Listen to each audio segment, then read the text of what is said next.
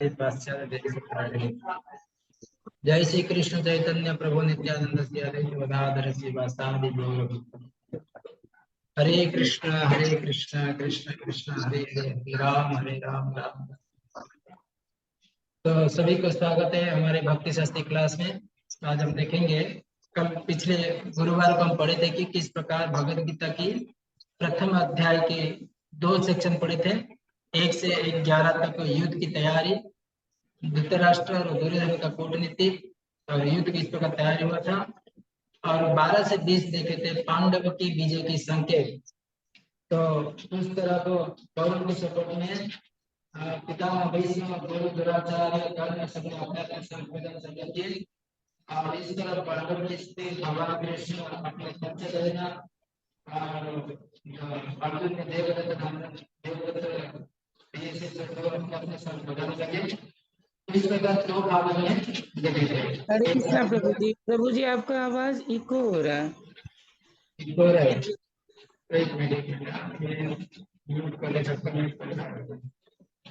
तभी आएगा। तो पिछली बार हम क्या 2 सेक्शन देखे थे, 1 से 11 युद्ध की तैयारी और दूसरा सेक्शन हो गया पांडव की विजय की संकेत है। तो 2 सेक्शन हम देखे थे। आज तीसरा सेक्शन देखेंगे 21 से 27 भक्त वत्सल भगवान श्री कृष्ण। तो ये आज हम देखेंगे 21 से 27। 21 से 27 भक्त वत्सल भगवान श्री कृष्ण। तो इस पर अभी भगवान कृष्ण भक्त वत्सल है, ये भगवद गीता में दर्शाता है। तो भगवान कृष्ण जब अर्जुन की सारथी बने, अपनी भक्त की कोई भी इच्छा, कोई भी जो कार्य है भगवान खुद करते हैं। तो यहाँ पे युद्ध के पहले अर्जुन ने अपने भगवान जब कृष्ण सारथी बने उनके अर्जुन की, तो सारथी का जो कर्म और ड्यूटी रहता है कि अपने रथी के ऊपर, जो रथ के ऊपर बैठा हुआ रथी, उसके निर्देश को पालन करना, उसका आदेश का पालन करना है।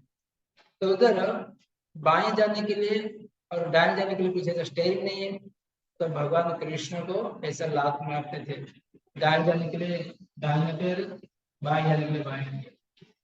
जैसे अर्जुन ने आदेश दिया भगवान कृष्ण को, तो आदेश देने के बाद भगवान कृष्ण अपने भक्तों की इच्छा पूरी करने के लिए हमेशा तत्पर रहते थे। इस प्रकार भगवान भक्त वत्सल के और उदाहरण आता है कि भक्त वत्सल भगवान कृष्ण, जैसे भगवान नरसिंहदेव ने प्रहलाद महाराज को बात ये प्रहलाद महाराज को बोले कि एक खम्भे में अंदर भगवान है, भगवान उनकी बात सुनकर भगवान मामले प्रकट हो। अपने भक्तों की बात तो हमेशा सुनते भगवान कृष्ण। इस प्रकार यहाँ पे भगवान चैतन्य महाप्रभु जी अपने भक्तों को हमेशा उनका वात्सल्य का भाव देते हैं। इस प्रकार यहाँ पे गोवर्धन अपने भक्तों को रक्षा करने के लिए भगवान कृष्ण स्वयं गिरिधारी बने थे, भक्त बच्चे चाहे प्रेम के कारण भक्त को हमेशा साथ में रखते, कभी छोड़ते। इस प्रकार जब जीवात्मा यहाँ पे भक्त बच्चे अपने यशोदा के साथ में भक्त बच्चे था, पिता उनके बाबा नंदा बाबा बोलते कि कृष्ण मेरा चप्पल लेके आओ, भगवान कृष्ण तुरंत चप्पल उठाते। तो ऐसे भक्त वत्सल है साक्षर रस में, आदि रस में और ये जीवत रस। तो यहाँ पे बोलते थे कि भगवान कृष्ण इतने वत्सल, इतने प्रेम करते अपने संतान से, सारे जीव से, एक क्षण भी उसके ऊपर छोड़ते नहीं है। तो भक्तों के हाथ पे कभी छोड़ते नहीं, भगवान कृष्ण हमेशा साथ में रखते हैं। कृष्ण प्रभु जी आपकी आवाज इको हो रही है, क्लियर नहीं आ रही है। इको अभी भी हो रहा है? यस प्रभु जी। आवाज नहीं आ रही प्रभु जी, हाँ? आवाज नहीं आ रही है स्पष्ट। हरे कृष्ण, हरे कृष्ण। अभी भी आ रहे हैं? नहीं आ रही है, प्रभु जी, लेकिन बहुत क्लियर स्लो नहीं है, लो साउंड कर रहा है प्रभु जी। क्लियर नहीं है आवाज प्रभु जी। इको साउंड ऐसा है।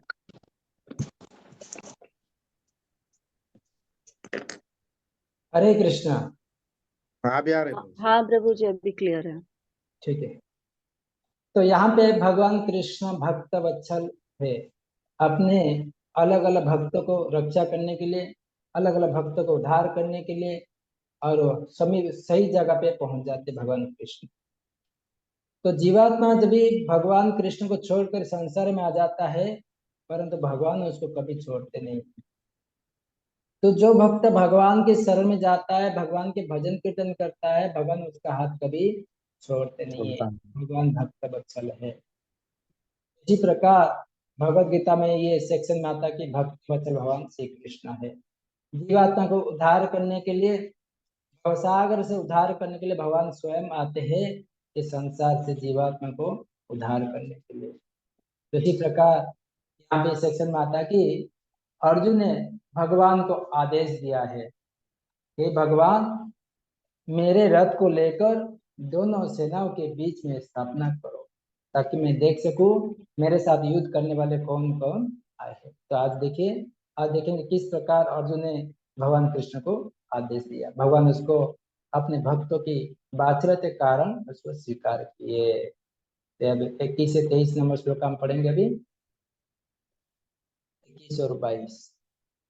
सेनायोरुभयोर्मध्ये रथम स्थाप्य मे अच्युत, यावद्देतानि निरीक्ष्यहं योधकामं विविस्तानं कर्मया स योदध सौमिस्य न समुद्रमे।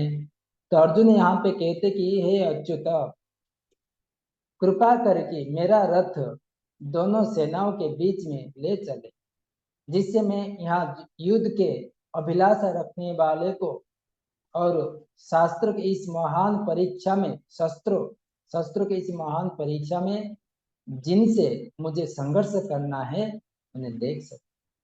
तो भगवान कृष्ण को यहाँ पे आदेश दिया अर्जुन ने, हे अच्युत, मेरे रथ को कृपा करके दोनों सेनाओं के बीच में रखिए, और मैं देख सकूं कि मेरे साथ युद्ध करने वाले कौन कौन व्यक्ति आए हैं। तो यहाँ पे प्रभुपाद कहते कि अच्युत, पहले आता कि अच्युत का नाम अच्युत श्री भगवान ऋषिकेश भक्त एवं भगवान के संबंध है। भक्त और भगवान के संबंध क्या है? अच्युत है, और भगवान ऋषिकेश भी है। तो इसके बारे में हम डिस्कशन करेंगे। तो प्रभुपाद कहते हैं पहले अच्युत। अच्युत का अर्थ, अच्युत भगवान ऋषिकेश और भक्त और भगवान के संबंध है। इस श्लोक का तात्पर्य प्रभुपाद ने लिखते हैं। तो इसमें अच्युत किसको कहते हैं? अपने भक्त पर स्नेह दिखाने में भी कभी नहीं चूकते, इसलिए अर्जुन ने उन्हें अच्युत कहा है। भगवान कभी भी अपने भक्त की जो स्नेह को चुकाने के लिए जो वचन देते हैं, उसको हमेशा सही ढंग से निभाते हैं। इसके लिए भगवान का नाम है अच्युत। और सारथी रूप में उन्हें अर्जुन की आज्ञा का पालन करना था, और उन्हें इसमें कोई संकोच नहीं किया, अतः उन्हें अच्युत कहकर संबोधित किया। भगवान उनके पोजीशन से कभी नीचे उतर नहीं पाएंगे, कितने भी वो सारथी का पद हो, कोई कोई सेवा के रूप में करते भगवान कृष्ण। राजसूय यज्ञ में सबका पत्तल उठाते थे, जूठा पत्तल उठाते थे, सबका सेवा करते थे। तो भगवान कोई भी सेवा करे, उनका जो पोजीशन देता है उसमें उनका उनका नाश नहीं होता है, उनका सेम पोजीशन देता है। तो यहाँ पे भगवान कृष्ण कोई भी छोटा बड़ा छोटा काम करने के लिए, सेवा करने के लिए कभी पीछे हटते नहीं। इसके लिए भगवान का नाम है अच्युत। यहाँ पे प्रभुपाद बताते हैं। भगवान का नाम है ऋषिकेश, यह श्लोक में आया। तो ऋषिकेश अर्थात यद्यपि उन्हें अपने भक्त की सारथी पद स्वीकार किया था, अपने भक्त अर्जुन का सारथी पद को स्वीकार किया था, किंतु इससे उनकी परम स्थिति अक्षुण्ण बनी रही। जो उनका स्थिति है, भगवान है, वो भगवान बने रहे। वो सारथी नहीं, उनका कोई सारथी बोलते नहीं उनको, कोई जगह की सारथी नहीं। भगवान के जो पोजीशन है, जो सब है, वो उनके स्थिति में है। प्रत्येक परिस्थिति में वे इंद्रिय के स्वामी श्री भगवान ऋषिकेश है। ऋषिकेश अर्थात सारे इंद्रियों का स्वामी जो होते हैं वो ऋषिकेश है। तो इसके लिए यहाँ पे ये शब्द लिखा गया है। और भक्त और भगवान के संबंध क्या है? प्रभुपाद लिखते कि तात्पर्य में भगवान तथा उनके सेवक का संबंध अत्यंत मधुर एवं दिव्य होता है। जो भगवान और भक्तों के उनके सेवक के संबंध अत्यंत मधुर होता है। सेवक स्वामी का सेवा करने के लिए सदैव उद्यत रहता है और भगवान भी भक्त की कुछ ना कुछ सेवा करने के लिए सदैव उद्यत रहता है और भगवान भी भक्तों की कुछ ना कुछ सेवा करने के लिए कोशिश में रहते हैं। एक दूसरे को हमेशा भक्त क्या करता है, भगवान के कुछ करने के लिए सदैव सेवा करने के लिए और भगवान भी भक्तों की सेवा करने के लिए हमेशा तत्पर रहते हैं। ये होता है कि भक्त और भगवान के बीच में संबंध है। प्रभुपाद तात्पर्य में देखते इस प्रकार अम्बरीश महाराज को दुर्वासा मुनि श्राप मतलब राक्षस पैदा किया उनको मारने के लिए, तुरंत भगवान उनके भक्तों की सेवा में तुरंत सुदर्शन चक्र भेज। ये होता है कि भगवान क्या करते हैं, हमेशा भक्तों की सेवा के लिए तत्पर रहते हैं। कोई परिस्थिति है। यहाँ पे अर्जुन ने बोला कि मेरा रथ को लेकर दोनों सेना के बीच में रखो, तो तुरंत भगवान कृष्ण अपने भक्तों की सेवा करने के लिए तुरंत तत्पर हो गए, सारथी का पद भी स्वीकार कर लिया। ऐसे होते भक्त और भगवान के बीच में संबंध है। ये तात्पर्य में प्रभुपाद ये मेन पॉइंट बता रहे हैं। तब देखेंगे ये जैसे अर्जुन ने भगवान कृष्ण को आदेश दिया, तो वहां पे भगवान क्या किया, ये किया क्या है। कोई श्लोक पढ़िए, 26 नंबर श्लोक संजय वच।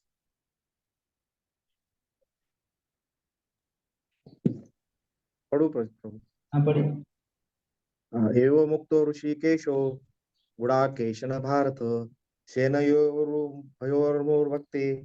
स्थापित्वा रथोत्तमम्। संजय ने कहा, हे भरतवंशी, अर्जुन द्वारा इस प्रकार संबोधित किए जाने पर भगवान कृष्ण ने दोनों दलों के बीच में उस उत्तम रथ को लाकर खड़ा कर दिए। तो भगवान कृष्ण अपने भक्तों के आदेश को मानकर क्या किए, अर्जुन द्वारा इस प्रकार संबोधित किए जाने पर भगवान कृष्ण ने दोनों दलों के बीच में, दोनों सेनाओं के बीच में उस उत्तम रथ को लेकर खड़ा कर दिया। तो ये होता है कि भगवान के भक्त बच्चे का अपने भक्तों के आदेश को माना। तो यहाँ पे भगवान को गुड़ाकेश कहा गया श्लोक में। गुड़ाकेश, गुड़ का अर्थ है नींद है, और जो नींद को जीत लिया है वो गुड़ाकेश। अर्जुन को गुड़ाकेश कहा है क्योंकि वो नींद को भी जीत लेता है। तो ऋषिकेश के रूप में कृष्ण है। ऋषिकेश अर्थात प्रत्येक जीव इंद्रिय तथा मन के निर्देश, अर्थात प्रत्येक जीव कहते अपने इंद्रिय और मन को निर्देशित रहते, अर्थात ऋषिकेश के रूप में कृष्ण अर्जुन के मंतव्य को समझ गए कि वो क्यों सेनाओं के मध्य में रथ को खड़ा करवाना चाहता है। भगवान कृष्ण समझ गए अर्जुन का क्या उसका मन में चल रहा है, क्योंकि भगवान सबके मन का स्वामी है। किसका मन में क्या चल रहा है भगवान कृष्ण जानते हैं, इसलिए उस भगवान का नाम है ऋषिकेश। हम अपना खुद का मन इंद्रिय में क्या चल रहा है हमको खुद पता चलता है, लेकिन भगवान कृष्ण सबके मन में क्या चल रहा है सबको भगवान कृष्ण को पता चलता है, इसलिए भगवान का नाम है ऋषिकेश। सारे इंद्रियों का स्वामी है भगवान कृष्ण। तो इस श्लोक में अर्जुन को घोड़ा कैसे कहा गया और भगवान ऋषिकेश रूप में कार्य करते हैं। तो यहाँ पे भगवान क्या कृष्ण क्या करते, अर्जुन को बात सुनकर किसके पास लेकर खड़ा करते रथ को, भीष्म द्रोणों के सामने रथ को स्थापना करते। यहाँ बहुत महत्वपूर्ण है। भीष्म और द्रोणों के पास सामने जाके रथ को खड़ा करते, बोले देखो अभी कौन कौन तुम्हारे सामने खड़ा है। तो 25 नंबर श्लोक है, पढ़िए कोई 25 नंबर। हरे कृष्ण प्रभु जी। हाँ मत भीष्मद्रो प्रमुक्तस्य सर्वेषां च महिषिकाम् उवाच पार्थ पश्येतान् संवेतान् कुरुनीति। भीष्म, द्रोण तथा विश्व भर के अन्य समस्त राजाओं के सामने भगवान ने कहा कि हे पार्थ, यहाँ पर एकत्र सारे कुरुओं को देखो। हरे कृष्ण। तो यह जो बहुत महत्वपूर्ण है कि यहाँ पे भगवान कृष्ण संबोधन कर बता रहे कि भीष्म द्रोण सब विश्व सारे बड़े बड़े रथी है, योद्धा है, सब एकत्र है। भगवान ने कहा कि हे पार्थ, यहाँ पर एकत्र सारे कुरु को देखो, सब लोग तुम्हारे सामने खड़े हैं। तो प्रभुपाद यहाँ पे ऋषिकेश और एक शब्द आया इस श्लोक में, जो समस्त जीवों के परमात्मा स्वरूप भगवान कृष्ण ये जानते थे कि अर्जुन के मन में क्या बीत रहा है। और पार्थ, पार्थ शब्द का महत्वपूर्ण है। प्रभुपाद बताते कि अर्जुन ने भगवान कृष्ण के पिता वसुदेव के बहन पृथा के पुत्र था, इसलिए उनका नाम है पार्थ रखा। ये सब महत्वपूर्ण शब्द है, इसको समझने के लिए प्रयत्न करना चाहिए।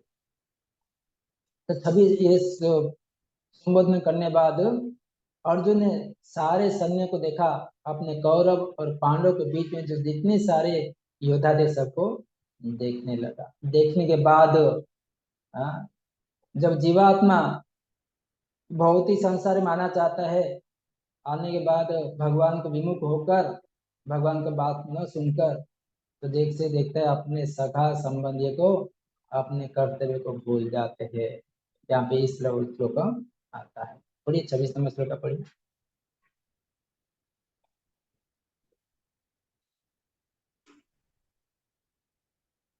कोई पढ़िए 26 नंबर कोई श्लोक। नहीं पढ़ रहा तो फिर मैं ही पढ़ लूं। हाँ पढ़िए। अगर कोई हरे नहीं पढ़ कृष्ण। तत्र हाँ माता जी पढ़िए। तत्र अप्यश्यत् स्थितां पितृनाथ पितामहान् आचार्यान् मातुलान् भ्रातान् पुत्रान् पौत्रान् सखीन् स्थिता शेषरान् सुहृदस्वेव सेनयोरुभयोरपि। अर्जुन ने वहां पर दोनों पक्षों की सेनाओं के मध्य में अपने चाचा ताऊओं पितामहों गुरुओं मामाओं भाइयों पुत्रों पौत्रों मित्रों तथा ससुरों तथा शुभ चिंतकों को भी देखा।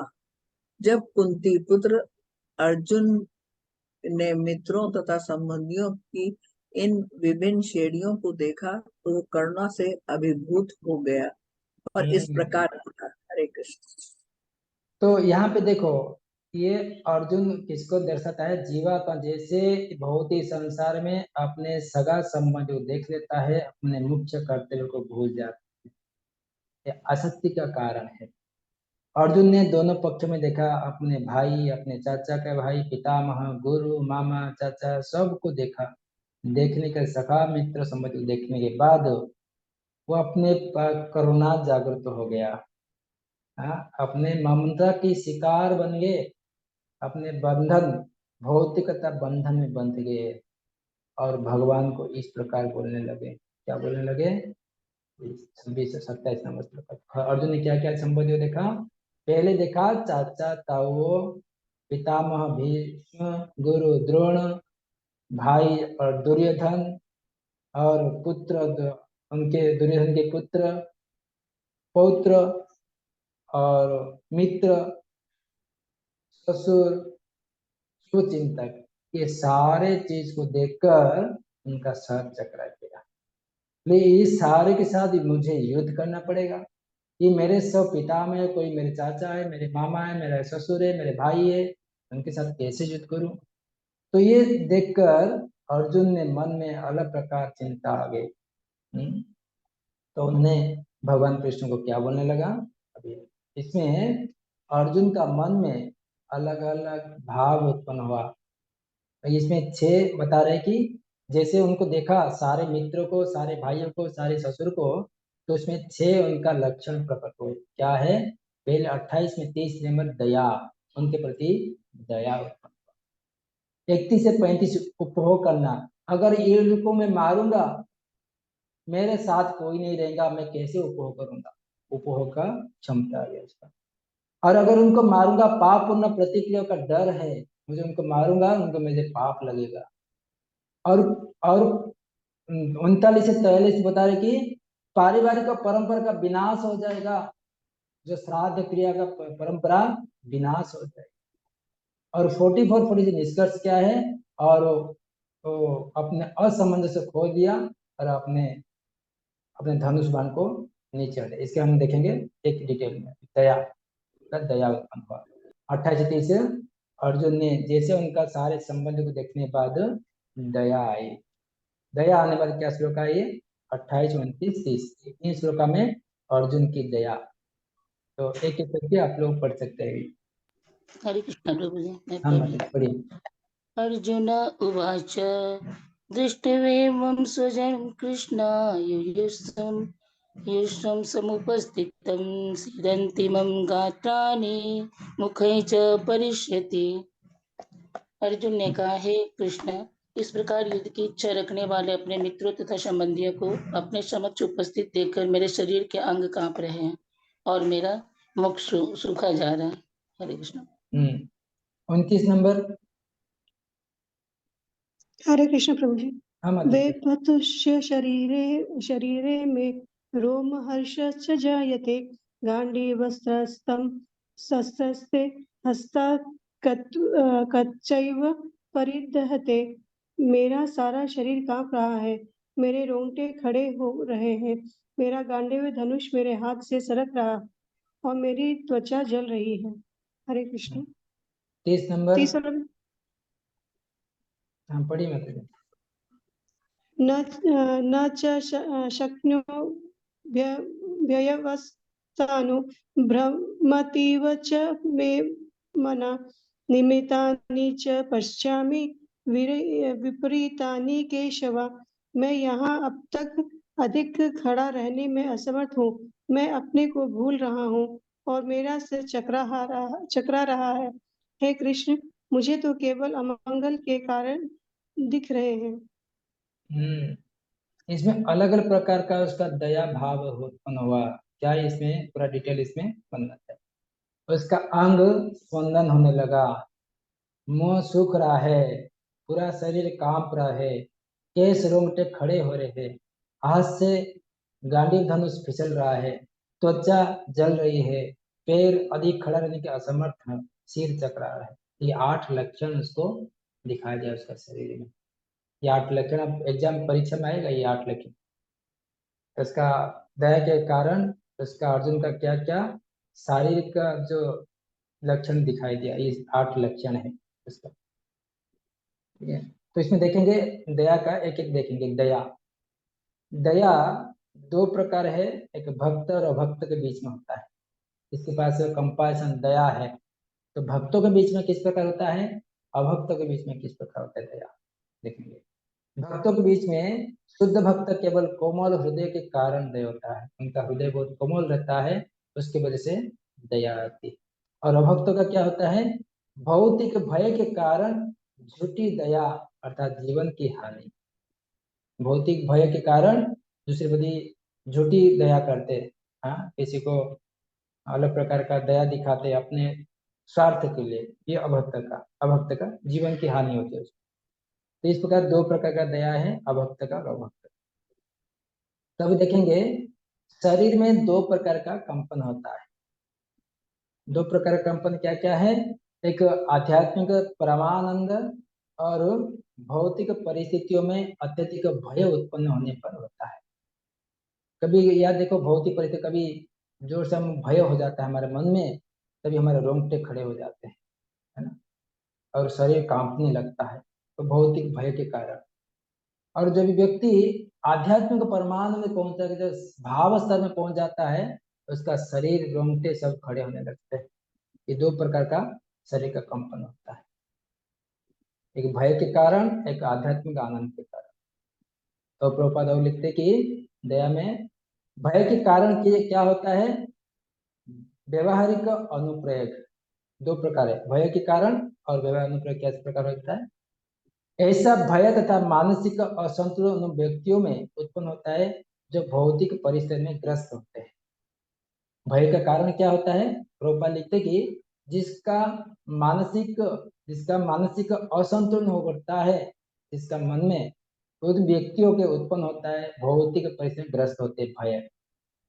और व्यवहार के हमारे जीवन में कैसे लागू कर सकते हैं, भौतिक अस्थायी परिवर्तन को परेशान न हो, क्योंकि ये भौतिक दुनिया की प्रकृति है।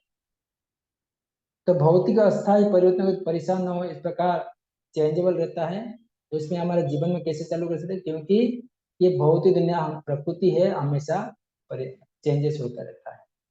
ये भय के कारण हमको परेशान नहीं होना चाहिए। तो ये हो गया दया के कारण, हम एग्जाम्पल प्रभुपाद ने बता रहे।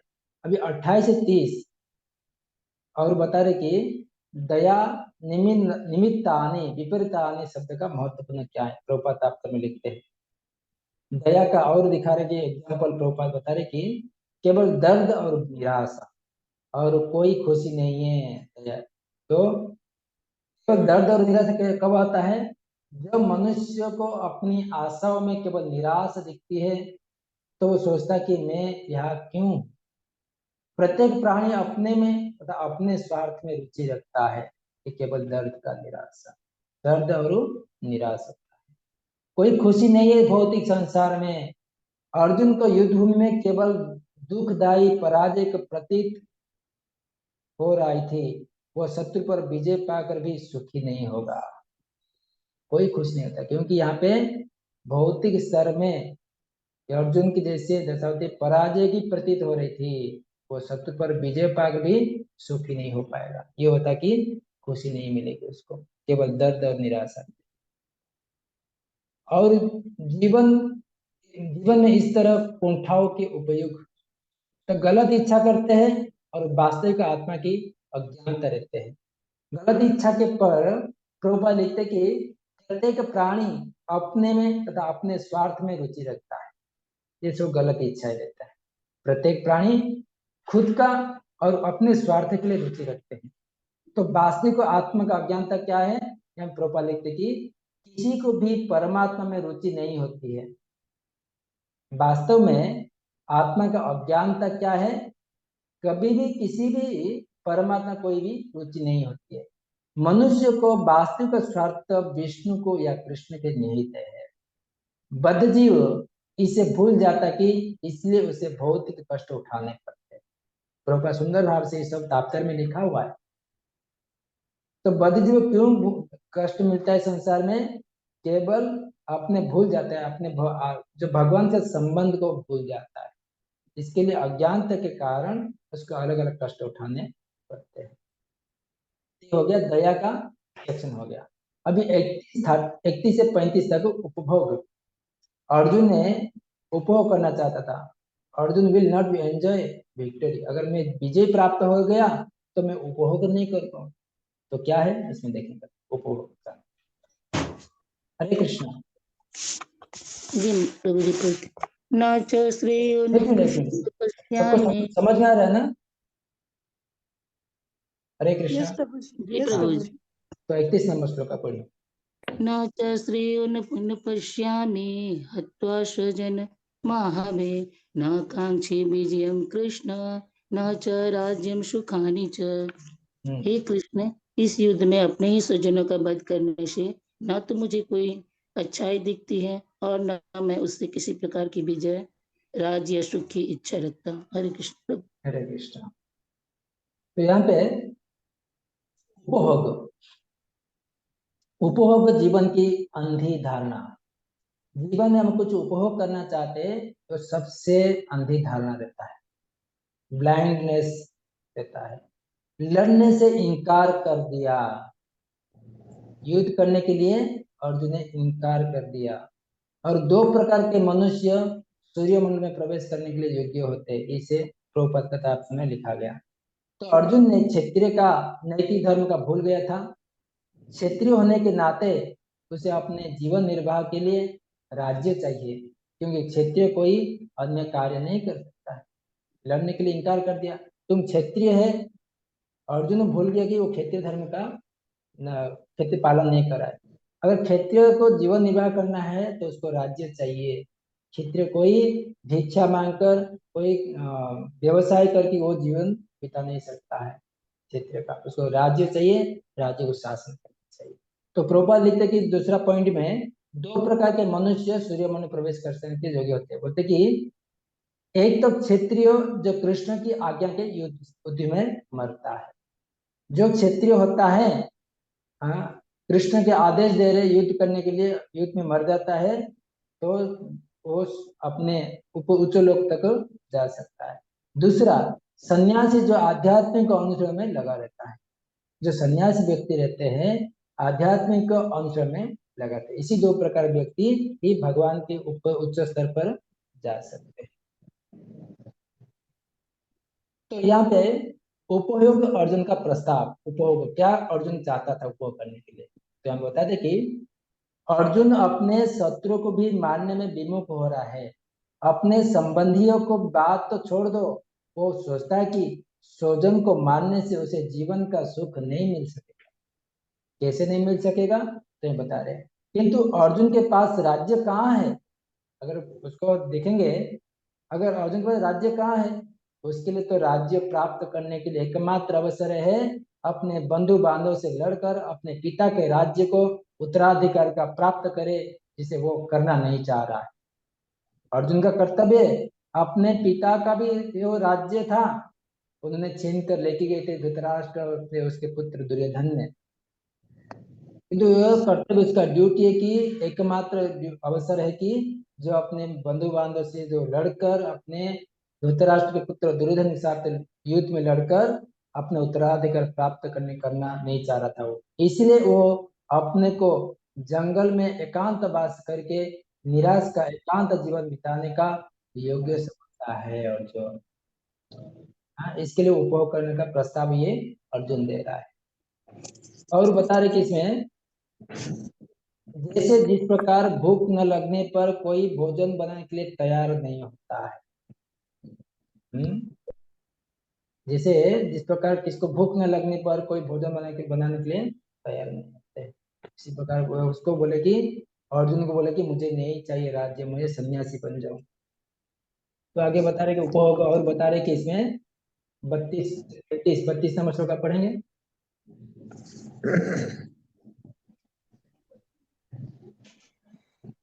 किं नो पढ़ो।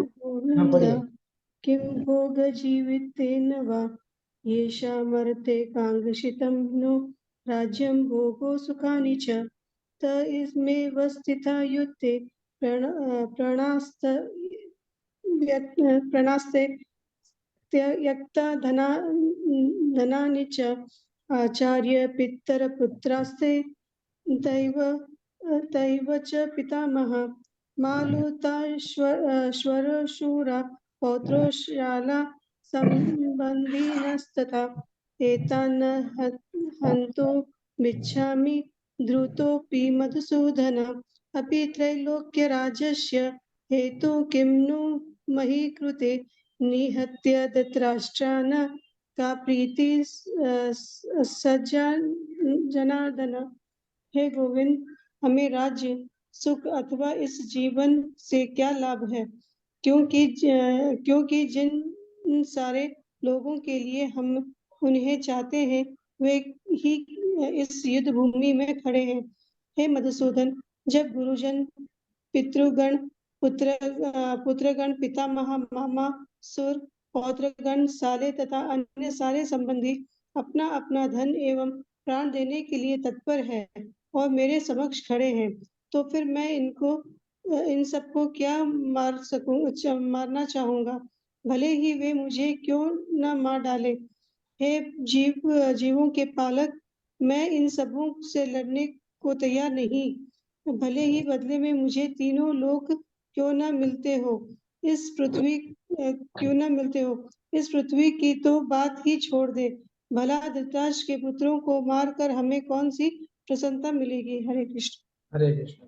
तो यहाँ पे देखो अर्जुन ने भगवान कृष्ण के पास प्रस्ताव रखा कि अगर इस व्यक्ति ने मेरे संबंधी को मैं मार डालूंगा, अगर विजय प्राप्त हो जाएगा, मेरे जय जयकार करने के लिए मेरे आसपास कोई नहीं रहेंगे, तो विजय प्राप्त कर क्या अर्थ है।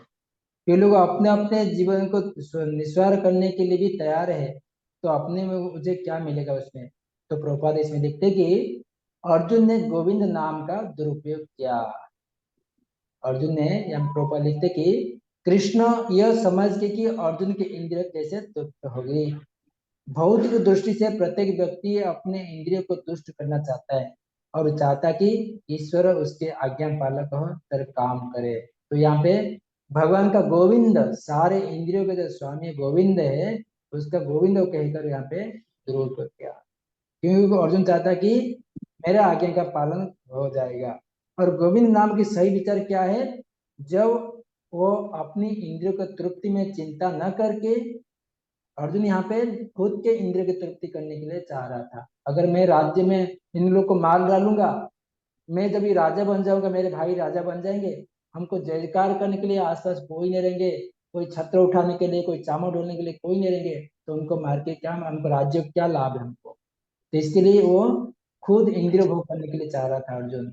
जब ये अपने इंद्रिय को तृप्ति में चिंता न करके गोविंद की इंद्रिय की तुष्टि करने के प्रयास करता है, तो गोविंद की कृपा से जीव की सारी इच्छाएं पूर्ण हो जाती है। इसके लिए गोविंद नाम उसका है। गोविंद अर्थात भगवान के इंद्रिय की इच्छा की पूरी तुष्टि करना है, हमारे इंद्रिय की नहीं। जब भगवान कृष्ण के इंद्रिय सारे तृप्त हो जाते, सारे जगत तृप्त हो जाते। तो आगे बताते कि, और बताते भौतिक जीवन की विशिष्ट गणना। प्रभुपाद लिखते कि भौतिक जीवन की विशिष्ट गणना क्या है। हर व्यक्ति अपने वैभव का प्रदर्शन अपने मित्रों को, परिजनों को समर्पित करना चाहता है। यहाँ पे अर्जुन बता रहे कि अगर मैं राज्य जीत लिया तो मैं दूसरे किसको कैसे दिखाऊं। जिस प्रकार हमारे पास धन है, कोई सोना गहना है, तो पहनते हम कैसे, दूसरे को दिखाने के लिए। हाँ? तो यहाँ पे बताइए कि हर व्यक्ति अपने वैभव को प्रदर्शन अपने मित्रों तथा परिजन में समर्पित करना चाहते हैं, किंतु अर्जुन का भय है उसके सारे मित्र परिजन युद्ध में मारे जाएंगे, तो और विजय के पश्चात उनके साथ अपने वैभव का उपयोग नहीं कर पाएंगे। ये अर्जुन का भौतिक जीवन का गणना था ऐसा मन में। तो आनंदमय जीवन क्या होता है, यहाँ पे प्रभुपाद भी लिखते हैं, भक्त भगवान की इच्छा को पूर्ति करना चाहता है, अतः भगवत इच्छा होने पर वो भगवत की सेवा के लिए सारे ऐश्वर्य को स्वीकार कर सकता है, लेकिन यदि भगवत इच्छा न हो तो एक पैसा भी ग्रहण नहीं करता है। ये आनंदमय जीवन है।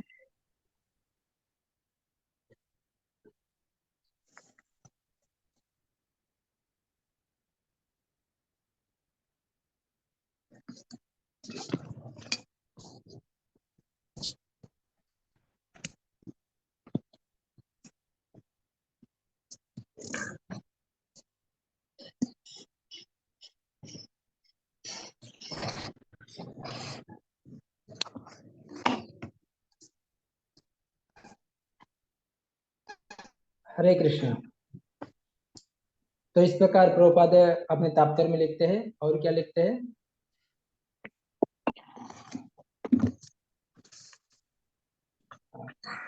तो ये हो गया, दो सेक्शन है अर्जुन का, दया है और उपभोग का। ठीक है, ये दया और उपभोग समझ गया ना सब लोग।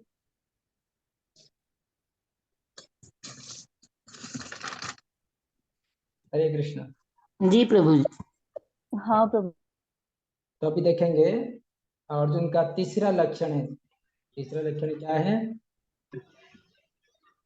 तीसरा लक्षण है पाप न प्रतिक्रियाओं का डर है।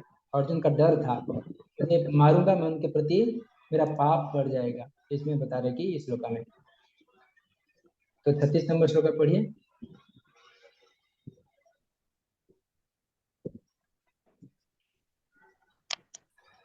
पापमेव संयद स्मः त्वेता नातो नायिन तस्मत्राह भये हन्तु धर्तराष्ट्र सबाधवान् स्वजनहिं कथ हत्वा सुखी न स्याम माधव।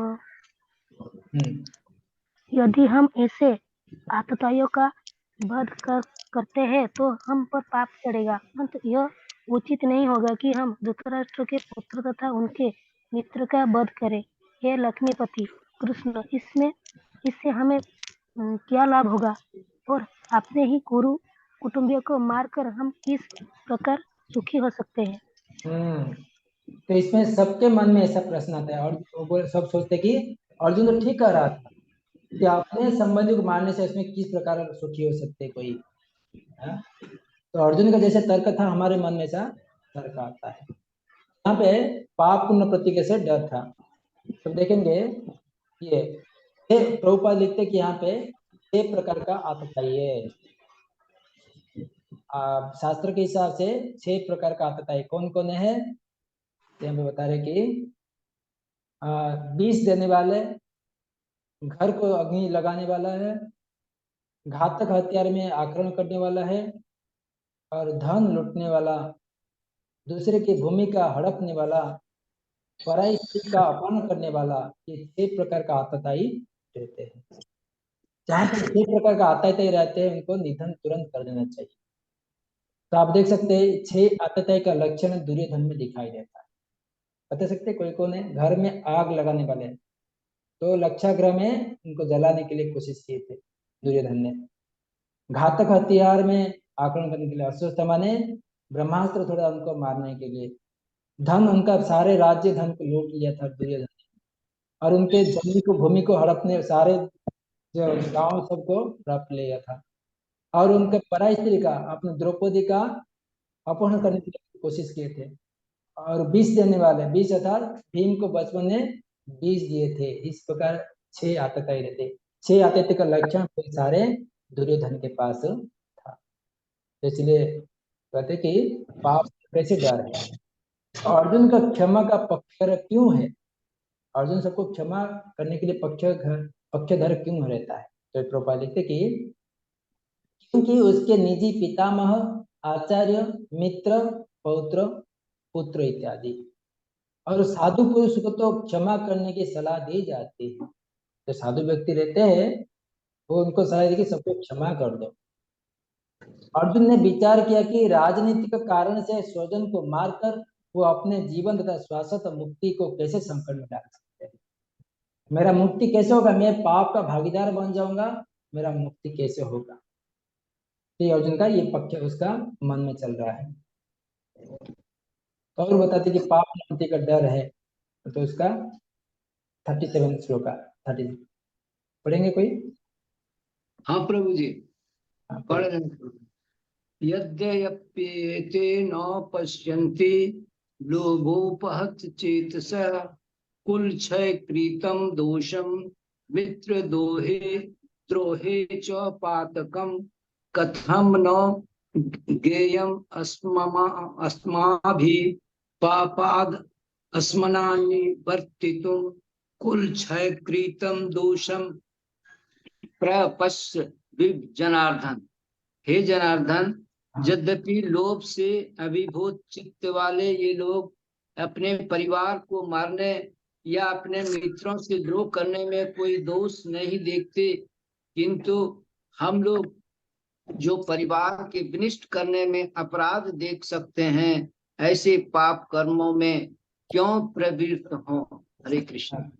हाँ, ये तो तीसरा रीजन था, तीसरा कारण था कि अर्जुन का युद्ध नहीं करने का पाप प्रतिक्रिया का फल मिलेगा। अभी देखेंगे चौथा उसका डर है कि हम पारिवारिक विनाश को कैसे करेंगे। तो यहाँ पे प्रभुपाद लिखते कि वयोवृद्ध की मृत्यु पारिवारिक परंपरा के रूप जाएगी।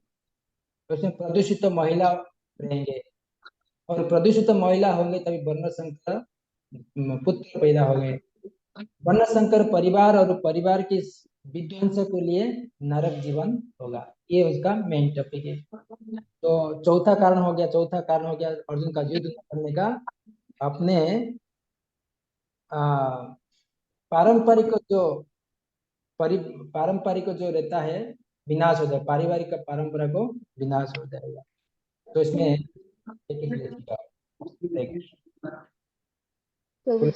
शांति कुल धर्म सनातन धर्म नष्टे कुल कृष्ण से धर्म एवं। तो इसे कुल का नाश होने पर सनातन कुल परंपरा नष्ट हो जाती है, और इस तरह शेष कुल भी अधर्म प्रवृत्ति हो जाता है। तो इसमें देखेंगे वयोवृद्ध की मृत्यु तात्पर्य में लिखते हैं नर युद्ध में पूरे वंश को नष्ट कर देता है। वयोवृद्ध अगर मृत्यु हो जाती है तो उनका जो शिक्षा है, ज्ञान है, सारे नष्ट हो जाता है। पारिवारिक परंपरा रुक जाती है। अगर वयोवृद्धों की मृत्यु के पश्चात संस्कार समरूप जाती है तो परिवार को जो तरुण सदस्यों को बचे रहते हैं वे अधर्ममय व्यसन में प्रवृत्त होने से मुक्ति लाभ के लिए वंचित रह सकते हैं। तो ये नई अंधी परिवार की परंपरा, जो परंपराएं नष्ट हो जाती है, उसको नरक, hell is life for those who destroy the family and family tradition. तो पारंपरिक जो रहता है अपने परिवार के नष्ट हो जाती है। प्रभुपाद और लिखते हैं कि इसमें वर्णाश्रम व्यवस्था गड़बड़ हो जाती है। जब कोई व्यक्ति मुख्य व्यक्ति जो विनाश हो जाती है, उसका वर्णाश्रम व्यवस्था भी गड़बड़। कैसे? प्रभुपाद लिखते कि धार्मिक परंपरा को उनके नियम की जिनके सहायता से परिवार के सदस्य ठीक से उन्नति करके आध्यात्मिक मूल्य की उपलब्धि कर सकते, ये होता है वर्णाश्रम व्यवस्था। चतुर्वर्ण मया सृष्ट गुण कर्म विभाग से। तो वर्णाश्रम में जो धार्मिक परंपरा है वो ठीक भाव चलता है। जो वयोवृद्ध कोई व्यक्ति रहता है घर पे, बुजुर्ग व्यक्ति बुजुर्ग, तो सही ढंग से चलता है। वयोवृद्ध लोग उत्तरदायी उसके होते हैं। परिवार में जन्म से लेकर मृत्यु तक के सारे संस्कार कौन देते हैं? बड़े व्यक्ति देते हैं। परिवार के तरुण सदस्यों को मुक्ति लाभ सलाह देते हैं। जो दादाजी रहते हैं, पिताजी रहते हैं, तो परिवार में पुत्र को अच्छी संस्कार देते हैं, उनको सदस्य मुक्ति देने के लिए सलाह देते हैं। इसके लिए उत्तरदायी जो व्यक्ति रहते हैं उत्तरदायी उसके। इस प्रकार 39 श्लोक है। 40 नंबर श्लोक पढ़िए।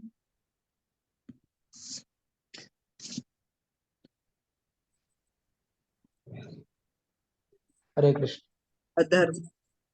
अधर्माभिभवान् भवात् कृष्णा प्रदुष्यन्ते कुलस्त्रीत्यः स्त्रीषु दुष्टासु वाशर्णे जायते वर्णशंकरः। हे कृष्ण, जब कुल में अधर्म प्रमुख हो जाता है तो कुल की स्त्रियां दूषित हो जाती हैं और स्त्रीत्व के पतन से हे विष्णुवंशी अवांछित संतानें उत्पन्न होती हैं। हरे कृष्ण। हरे कृष्ण। तो यहाँ पे अर्जुन का और एक भय था कि जब कुल के अधर्म प्रमुख हो जाता है तो कुल स्त्रियां दूषित हो जाती है और अस्तित्व पतन होने से पुंसवशी अवांछित संतान उत्पन्न रहती है, तो वर्ण संकर संतान उत्पन्न होती है। तो यहाँ पे प्रभुपाद लिखते तात्पर्य में प्रदूषित महिला कैसे होते हैं? यहाँ पे प्रभुपाद लिखते कि जब अधर्म प्रमुख होती है तो परिवार की महिलाएं प्रदूषित हो जाती है। दूसरा पॉइंट आता है कि चाणक्य पंडित कहते हैं कि महिलाओं को सुरक्षा की आवश्यकता है। महिलाओं के विशेष सुरक्षा की आवश्यकता क्यों है? क्योंकि वे कम समझदार, वे विश्वसनीय है नहीं है, और उनको सुरक्षा की परम आवश्यकता है। उनकी रक्षा कैसे की जाती है? धार्मिक सिद्धांत में उलझकर या पति, पिता और पुत्र के अधीन में रहकर महिला को सुरक्षित रखते हैं।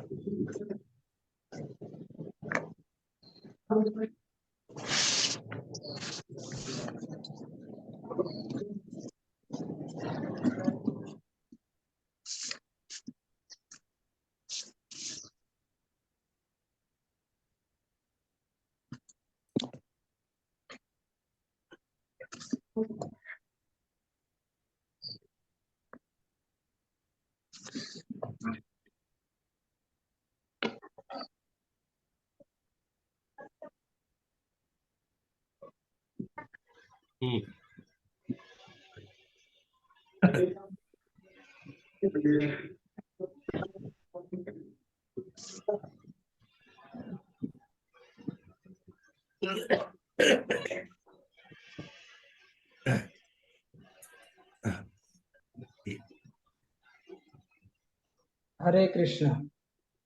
पर प्रभुपाद लिखते कि इस प्रकार महिला को प्रोटेक्ट किया जा सकता है। तो आगे प्रभुपाद बताते कि इसमें यदि वे संरक्षित नहीं है तो व्यभिचारी और वर्ण संकर का जात हो। तो प्रभुपाद लिखते कि वर्ण संकर किसको कहते हैं? नारीत्व के ह्रास होने से अवांछित संतान उत्पन्न होती है। वर्ण संकर के 3 प्रभाव है: युद्ध की, महामारी और खतरा नरक का जीवन। अलग प्रकार का युद्ध होता है। जो वर्ण संकर जो व्यक्ति रहते हैं, अवांछित संतान उत्पन्न होते हैं, वो लोग हमेशा आतंकवादी होते हैं, महामारी फैलाते हैं और खतरा नरक का जीवन भोग करते हैं। तो पूरे परिवार के लिए पूर्वज गिर जाते थे क्योंकि पिंडदान रुक जाते हैं और उन लोगों के लिए परिवार को नष्ट कर देते हैं। तो ये सब अर्जुन का मन में जो सोचा वो बताया, वर्ण संकर पैदा होता है। तो और प्रोपाल लिखते कि अच्छी जनसंख्या का महत्व क्या होता है और अच्छी जनसंख्या किस प्रकार निर्भर करती है। अच्छी जनसंख्या का महत्व है यह जीवन में शांति, समृद्धि, आध्यात्मिक प्रगति का मूल सिद्धांत है। तो अपने घर में जो अपने संतान को भक्ति में लगाए तो उसमें जीवन में शांति, समृद्धि, आध्यात्मिक प्रगति होती है। अच्छी जनसंख्या का किस पर निर्भर करती है? स्त्री के सत्यत्व और निष्ठा पर निर्भर करती है। तो ये हो गया तो पारिवारिक परंपरा का विनाश का कारण अर्जुन ने बताया। और 41 नंबर श्लोक का पढ़िए कोई।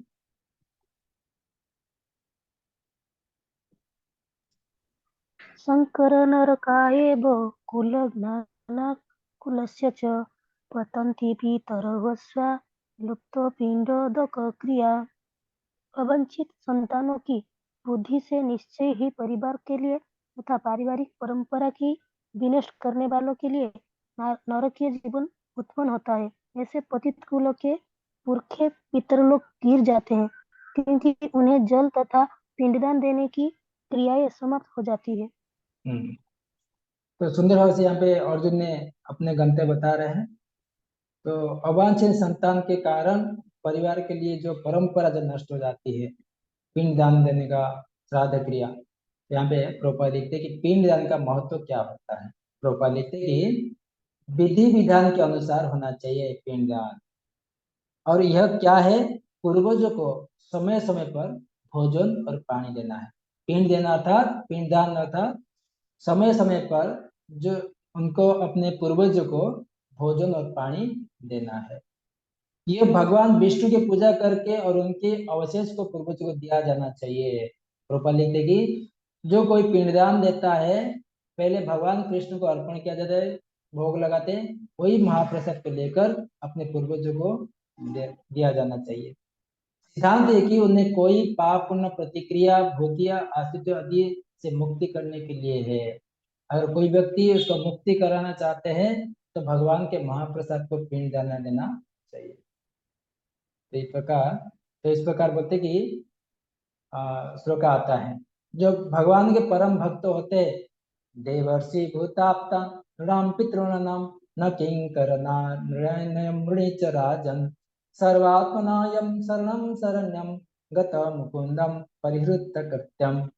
जो पुरुष अन्य समस्त कर्तव्य को त्याग कर मुक्ति के दाता मुकुंद के चरण कमलों के शरण ग्रहण करता है और इस पथ पर गंभीरता पूर्वक चलता है तो देवताओं, मुनियों, सामान्य जीव, सज्जनों, मनुष्य या पितरों के प्रति अपने कर्तव्य का ऋण से मुक्त हो जाता है। श्री भगवान की सेवा करने से ऐसे दायित्व तो अपने आप पूरे हो जाते हैं। जो भगवान के परम भक्त होते हैं बाकी सब चीज को करने की कोई आवश्यकता नहीं है। अपने आप मुनियों का, देवताओं का, पितरों का ऋण अपने आप ऋण से मुक्त हो जाते हैं, अपने आप पूरे हो जाते हैं। तो प्रभुपाद तो आगे देखेंगे यहाँ पे मुकुंद देवताओं, मुनियों, सामान्य जीव, स्वजन, पितरों, ये 5 ऋणियों से मुक्त हो जब कोई मुकुंद की शरण में जाता है।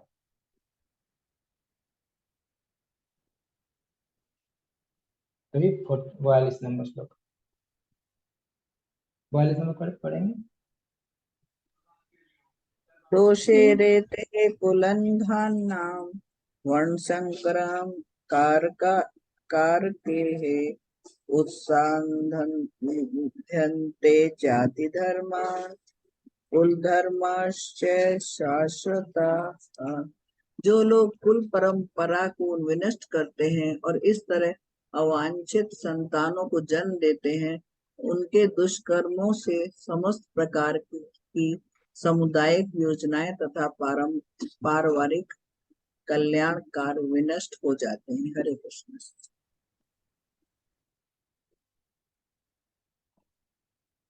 हरे कृष्ण।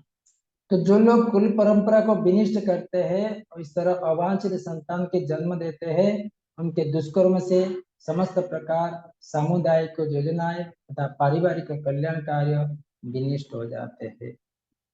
तो यहाँ पे सामुदायिक योजना और परिवार के कल्याण अभिनय महत्व क्या है? तो प्रभुपाद लिखते कि वे वर्णाश्रम और सनातन धर्म द्वारा निर्धारित होते हैं। समाज के 4 आदेश के लिए कर्तव्य निर्धारित करता है। उद्देश्य क्या है? परम मुक्ति पाने के लिए मदद करता है। और सनातन धर्म परंपरा के विखंडित से उस समाज में अव्यवस्था फैलती है। फलस्वरूप लोग जीवन के उद्देश्य विष्णु को भूल जाते हैं, अपने जीवन के लक्ष्य को भूल जाते हैं। ये होगा 42। 43 नंबर श्लोक का पढ़िए।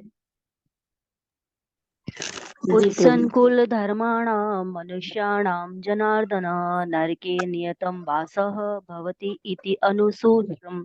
हे प्रजापालक कृष्ण, मैंने गुरु परंपरा से सुना है कि जो लोग कुल धर्म का विनाश करते हैं वे सदैव नरक में वास करते हैं।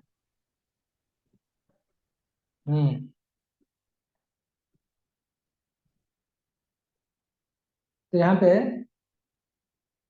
मैंने गुरु परंपरा से जो सुना है, यहाँ पे अर्जुन ने बोला कि भगवान कृष्ण सामने खड़े हैं। वो बोलते कि मैंने गुरु परंपरा से सुना कि जो लोग कौन से जो ये बोलते कि जो परंपरा नहीं है, मैं उनसे सुना करी बोल रहे, जो लोग कुल धर्म को विनाश करते हुए सदैव नरक के पास करते। भगवान स्वयं सामने खड़े हैं, उनको बता रहे कि ऐसे ऐसे नियम है।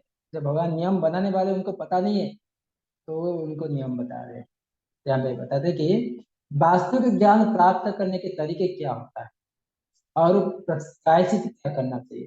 तो बता रहे कि प्रभुपाद लिखते कि गुरु शिष्य परंपरा से सुनना है। अर्जुन अपने तर्कों के अपने निजी अनुभव पर आधारित करके आचार्य से जो सुन रखा है उस पर आधारित करता है। किंतु यहाँ पे वर्णाश्रम धर्म की एक पद्धति के अनुसार मृत्यु के पूर्व मनुष्य पाप कर्म के लिए प्रायश्चित करना होता है। ऐसा किए बिना मनुष्य निश्चित रूप से नरक भेजा जाएगा, जहां उसे अपने पाप कर्म के लिए कष्टमय जीवन बिताना होगा। ये प्रायश्चित करना पड़ेगा। हमारे जीवन में जितना पाप करते हैं उसको प्रायश्चित करना पड़ेगा जीवन के अंत से पहले। भगवान के नाम लेकर, भगवान के नाम भजन कीर्तन करके, भगवान के बारे में श्रवण करके सब प्रायश्चित करना होगा। तो निष्कर्ष क्या निकला? 44 से 46 अभी 4 प्रकार का उसका कारण हो गया अर्जुन का युद्ध न करने का। पहले दया था, कंपैशन, दया, उसके बाद उपभोग, उसके बाद पाप क्रिया से डरने का, और चौथा था फैमिली ट्रेडिशन, अपने पारंपरिक जो उसका नष्ट हो जाएगा, और 5वां हो गया इनडिसीजन। निष्कर्ष क्या है?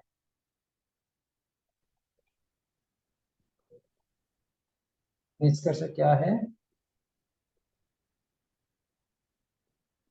तो उसके निष्कर्ष क्या है उसका जो प्रश्न है दूसरा अध्याय में आएगा 2.6 में। उसका इनडिसीजन, उसका सारे अस्त्र शस्त्र को रोक दिया, मैं सन्यासी बनूंगा।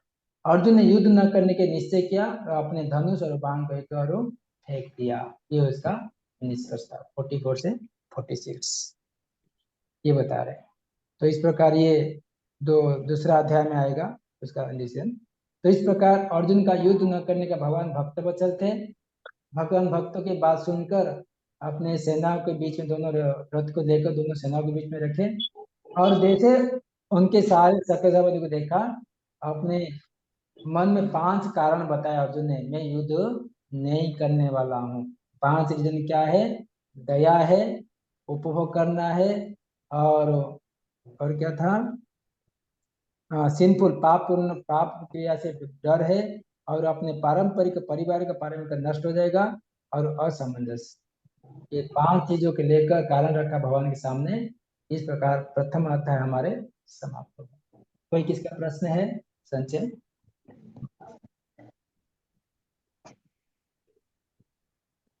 हरे कृष्ण रोज दंडवत प्रणाम। हरे कृष्ण।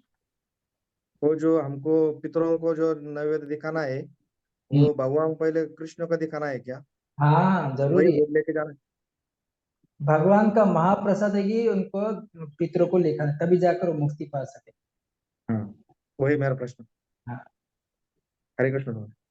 हरे कृष्ण। और किसका प्रश्न? सब समझ गए ना? क्या कोई डाउट है इसमें?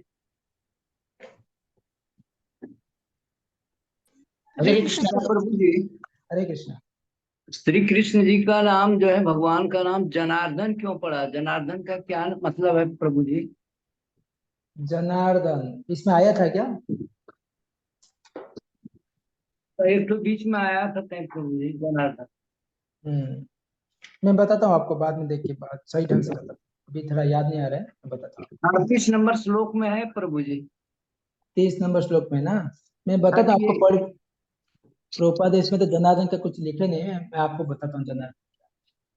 1 मिनट समय दीजिए। और किसका कोई प्रश्न है? हाँ प्रभु जी, मेरा एक प्रश्न है। जैसे अभी आपने बताया पिंडदान के समय हमें भगवान का प्रसाद ही अपने पूर्वजों को अर्पित करना है, तो उसके साथ साथ में जो अभी जो पूजा विधि होती है तो वो सब करना अनिवार्य होता है या जरूरत नहीं होती है? देखो, यहाँ पे बताया कि पितरों को पिंडदान देना चाहिए। अगर अनन्य जो भक्त रहते हैं, हमेशा भगवान भक्ति में लिप्त रहते हैं, उनको कोई आवश्यकता नहीं। जो अपने परिवार के अंदर रहते हैं, भक्ति इतना मजबूत नहीं है, भगवान के ऊपर इतना नहीं है, तो उसको पारिवारिक के हिसाब से उनको मुक्ति देना चाहिए अपने परंपरा से अनुसार, है ना। तभी भगवान का महाप्रसाद उनको दे सकते हैं। ठीक है, थैंक यू प्रभु जी। हरे कृष्णा प्रभु जी, धन्यवाद धन्यवाद। प्रभु जी। वो कुलक्षय क्या है? कुल क्षय अर्थात जिसका कोई माता पिता पुत्र रहते हैं, अगर पिताजी का निधन हो जाता है तो पुत्र अनाथ हो जाता है।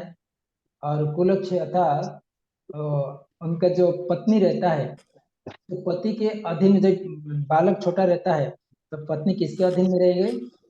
तो उसमें पुत्र तो छोटा है, तो पति भी नहीं है, तो अपने पत्नी क्या करते हैं, अलग प्रकार दूषित हो जाता है, उसमें कुलक्षय हो जाता है।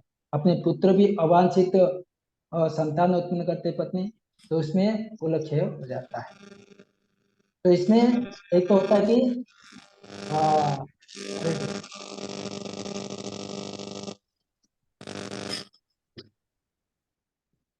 हरे कृष्ण।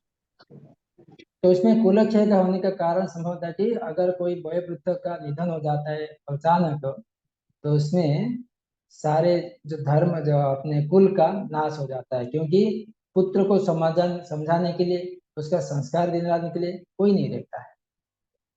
तो कोई वयोवृद्ध व्यक्ति होना चाहिए, अपने पत्नी को संभालने के लिए, पुत्र को संभालने के लिए कोई व्यक्ति होना चाहिए। उसमें कुलक्षय, उसको अलग प्रकार गलत काम करने के पड़ेगा अपने पुत्र जो बेटी, तो उसमें समझाने के लिए कोई बड़े व्यक्ति नहीं रहते, इसलिए कुल का क्षय हो जाता है।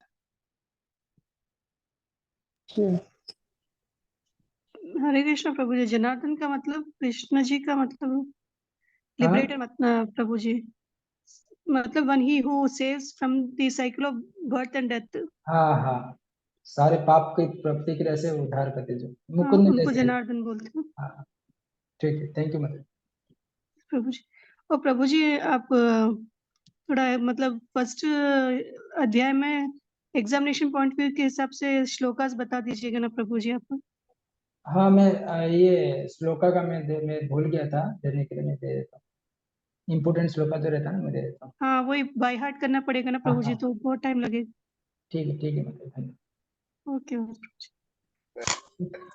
और क्वेश्चन आंसर्स भी भेज, हरे कृष्णा, क्वेश्चन आंसर्स भी भेज दीजिएगा ना प्रभु जी। हाँ भेज देता। हरे कृष्ण। हरे कृष्णा। ठीक है, तो यहाँ पे आप विराम करते हैं, हम नेक्स्ट टाइम देखेंगे सेकेंड चैप्टर। तो हरे कृष्ण। हरे कृष्ण प्रभु जी, दंडवत प्रणाम। हरे कृष्णा प्रभु जी, थैंक यू सो मच प्रभु जी। हरे कृष्ण प्रभु जी, thank you so much. Hare Krishna प्रभु जी। हरे कृष्णा। थैंक यू प्रभु जी, धन्यवाद प्रणाम। हरे हरे कृष्ण। कृष्णा माता जी।